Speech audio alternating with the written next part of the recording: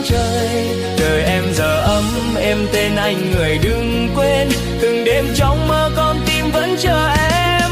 Phố năm xưa thề đón thề đưa, mình cùng nhau tay nắm tay viết chuyện tình. Thề yêu tình đắm say em là khoảng trời xanh, ngày mưa rơi em buông tay đắng bờ môi.